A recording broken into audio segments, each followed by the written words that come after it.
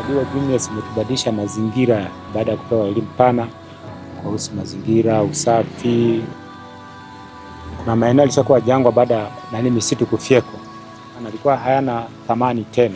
Lakini toka mradi wa Genius umekuja, watu wamejaribu kupanda miti imestawi, kwa ile mashamba yameshapata thamani. Wananchi mmoja wapo wameanza kupata manufaa kwa yale miche ya matunda, hasa mipapai.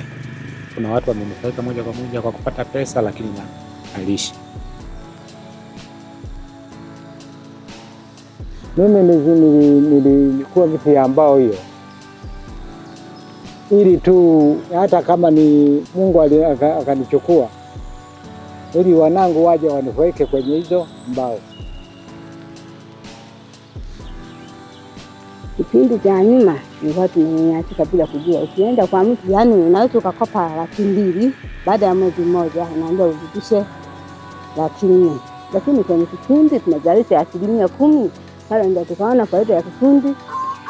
Katika vikundi wakati wa kugawana nilinunua kiwanja na hela zingine nikaweka kwenye mtaji wangu. Ukiendesha biashara na mwenzako kula anaendesha biashara ya kwake, kwenye mapato mkikusanya, hapo naanza kujenga familia yenu vizuri.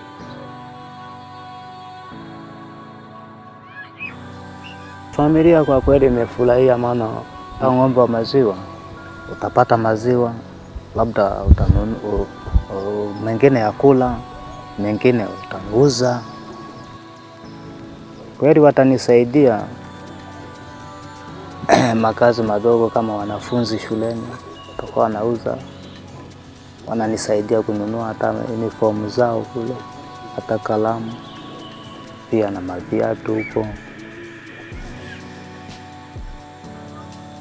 Niko hili nikiweka hapa dia la ugali huko la mboga. Nikivisha hapa ugali na mboga hapa tayari imeiva. Siku nyingine sasa tulikuwa tunapika, mpaka uvishe mboga kwanza. Ukivisha mboga ndio unapika sasa ugali. Sasa hivi tumeona sasa kirahisi, maana unapika sufuria 2, unashusha la ugali na mboga unashusha. Unaanza kula, watu wanaanza kula. Moshi kila siku unakugonga macho. Yalikuwa mekundu, lakini sasa hivi ahadi la baba.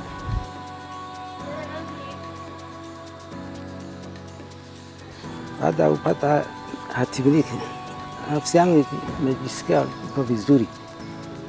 Pia na nyumbani hapa imeleta imani, kwa sababu ya kwamba kumbe hiyo mali ni ya kwetu wote, sio ya mtu mmoja.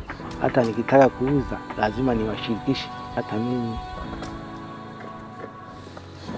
nikiaga dunia itakuwa wana uhakika kwamba hiyo ni mali yao, hamna mtu wa kuja kuwadhulumu tena.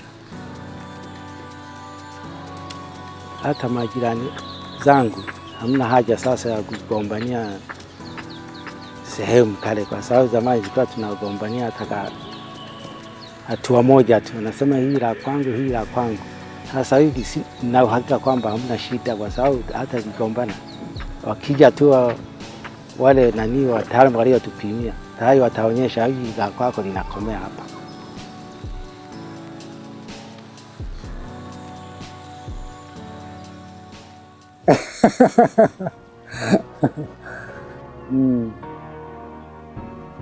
Nikigeuka nyuma hivi nachukua chungwa.